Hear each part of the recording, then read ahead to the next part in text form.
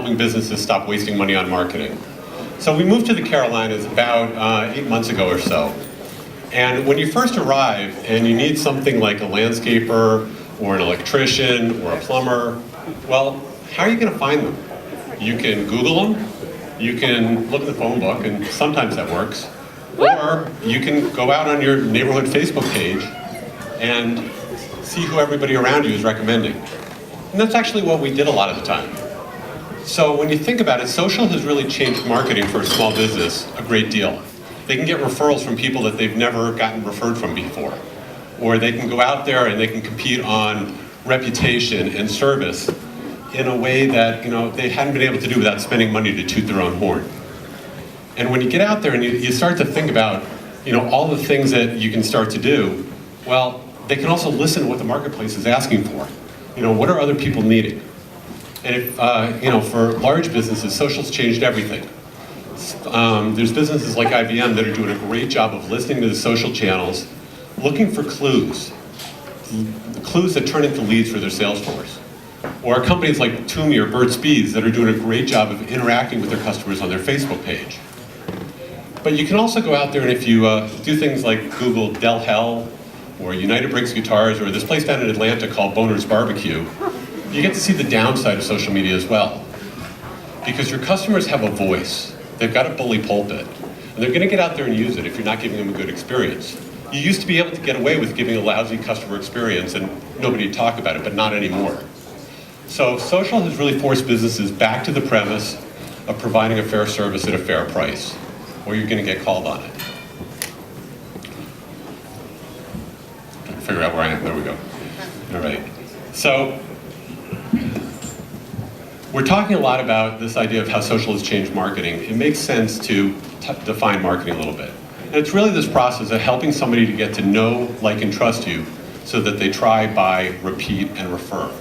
And social helps everywhere along this value chain. It'll help you find new people, and then it also helps you get referrals from people that have never referred you before. Here's the challenge, though, is that if you get out there and you start doing social media to market your business and you don't have a strategy, well, all you're going to do is waste a lot of time. So when we're talking about strategy, we're talking about three things. We're talking about, first, what's your notable difference? Second, what's the insight that you can share with your customer? And third, who is that ideal customer? And so what social has done is it's forced businesses back to this core strategy, this core idea of understanding how am I different and how am I going to talk about that in a way that matters to that customer. And this is really the point I want to drive into today. Because without these three things, all you're doing, as I said, is you're wasting time and you're making noise out there. So with a notable difference, it may sound obvious, but if you're not different than your competitor, all you're doing is competing on price. So it could be your guarantee, it could be your processes, it could be the way that you package it up. But ultimately, it has to be different and it's got to matter to your ideal customer. And when I'm talking about your ideal customer, this is a person that you love doing business with. When their phone number shows up on your caller ID, you're happy to pick up the phone and talk to them. And you've got to understand them in a way that goes beyond demographics. It's not just about how big they are or where they live, but how do they think, how do they act, what do they care about? And also, what social channels are they on? Because we've looked at this time and time again, and what we really see is that people can really only do 2 channels at a time. Right? And then lastly, what's the insight that you're going to share? Because you're an expert at something in your business, and you've got to package that insight up in a way that's going to matter to your ideal customer. Right, so that they can consume that information and start to understand it. We've lived with this idea of a sales funnel or a marketing funnel for more than 50 years, and it just doesn't work when we come to social media and when we come to social marketing. Because what we're doing is, we're not marketing through a funnel, we're not casting a wide net, we're really talking person to person.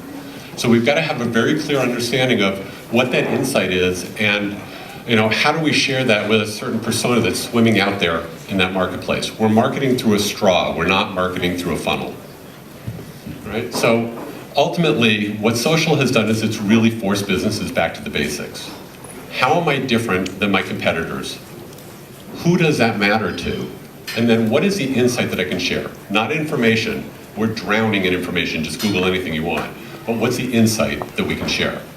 Again, my name is Dan Kraus, the company is Leading Results, and we help businesses stop wasting money on marketing that doesn't get results. Thank you for your time very much tonight.